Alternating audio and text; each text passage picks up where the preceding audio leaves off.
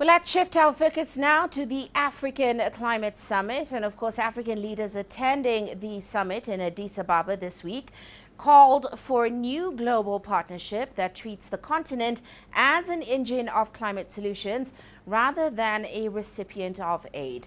Now, over the 3 days of this event, there was renewed hope in the continent's green economy through solar power and an increase in low carbon investments. Now, as the summit comes to a close, let's delve now into some of the outcomes. We're joined by Dean Bekemuzi Bebe. He's a senior Just Transitions and Campaigns Advisor at Power Shift Africa.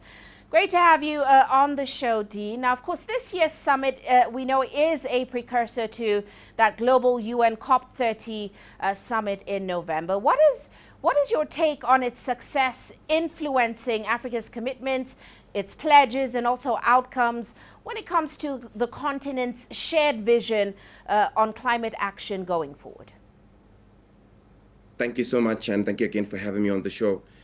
As a start, look, we welcome the declaration. It matters that Africa goes to COP30 with a common position, and I think the emphasis on reforms that reflect our lived realities as Africans and the reminder that climate finance is not charity and must not become new debt are positive.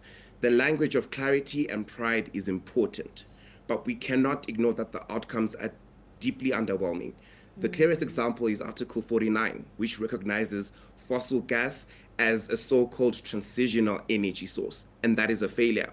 If you're talking about a just transition, about equity and empowerment, you cannot at the same time lock the continent into more fossil fuel dependency and essentially use language like transitional energy sources.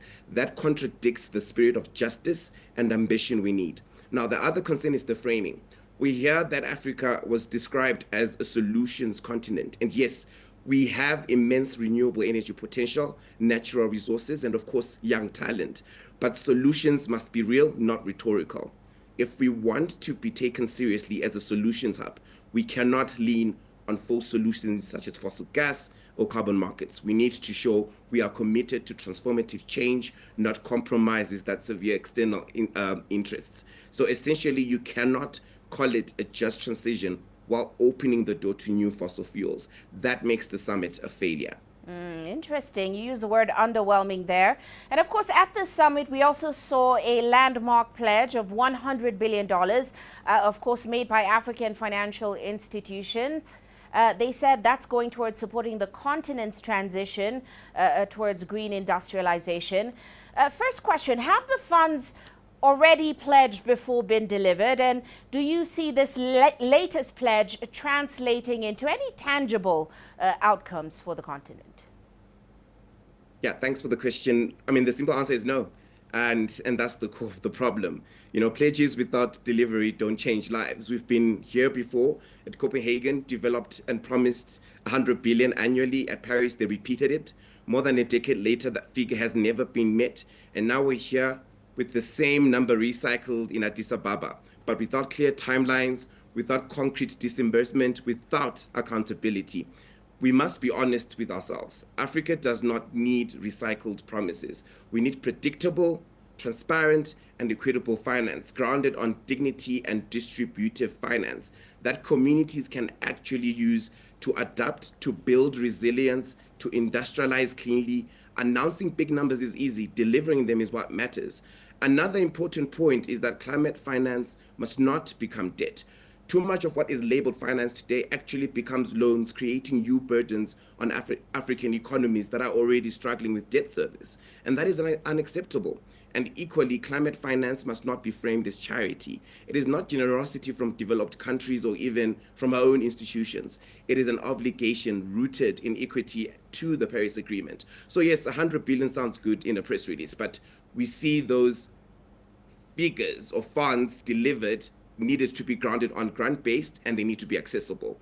And that remains essentially a big question. So essentially, Africa doesn't need more pledges. We need delivery, and climate finance must not become a debt, and we cannot use this new announced pledge as a new avenue to burden our already stressed economies. All right.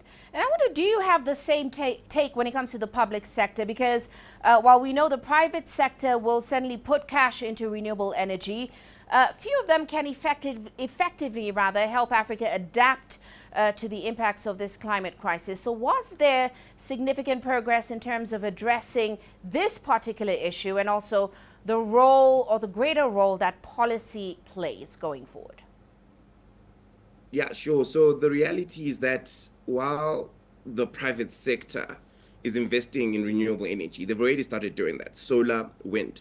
Very few are investing in adaptation, and same goes to, public finance and how we want to look at it. And that's the heart of the problem. Adaptation doesn't really historically generate quick returns, but it is literally about survival, protecting farmers from drought, protecting communities from floods, and safeguarding workers and food systems. Now, at this summit, adaptation was mentioned, but it wasn't given the centrality it deserves, and we cannot build resilience if adaptation remains a side conversation. Now, Africa is looking to avoid emissions, not to mitigate or manage emissions. We're looking to avoid those, which is why adaptation must become a major priority. Policy is crucial here. Governments must direct resources where the private sector won't. That means prioritizing adaptation finance from public sources, ensuring loss and damage funds actually reach communities, and embedding labor and social protections in the just transition. But policy must also shut down on false solutions. Chief problem among those is actually carbon markets. These markets have been sold as innovative finance, but in reality, they are a dangerous distraction. They allow high emitters, essentially in the global north, to continue like business as usual, while Africans lose land and sovereignty. They don't cut emissions at the source, and they simply shift responsibility, and that is neither just nor sustainable. If Africa is serious about justice, then adaptation, equity, community, and resilience must come first. We cannot outsource our future to markets that benefit polluters more than our own people. Right. And in that case, I'd like to get your take on the outlook. After, of course, that bleak report of the Africa Climate Summit, they did publish a report. They say Africa needs at least $70 billion a year to adapt to the effects, of course, of the climate crisis. Future costs from climate impacts are expected to balloon even further, but only $15 billion was provided in adaptation finance in 2023. So what is your take on how vital these overseas funds or overseas aid will be in bridging this gap? And also, what is the likelihood we'll see pledges delivered at the upcoming COP30 conference? Yeah, thanks. Ambition is important, and already this financing gap is massive, meaning it's already messy. Remember, we're coming off the backdrop of the tariffs that might actually implement a carbon border adjustment mechanism coming from the European Union, meaning, yes, only $15 billion has been delivered, but if that is implemented, Africa is going to further lose $25 billion as a result of the carbon border adjustment mechanism. Now, looking at the $70 billion needed for adaptation every year, looking at the $15 billion delivered in 2023, that figure will only rise as climate impacts intensify. But the key point in this is overseas aid cannot necessarily and should not be the solution. Donor generosity is already shrinking. We've already seen that with the Trump administration. Traditional aid is failing as countries divert budgets to war, to pandemics, and to their own domestic crises. So Africa cannot build its resilience on hopes of charity.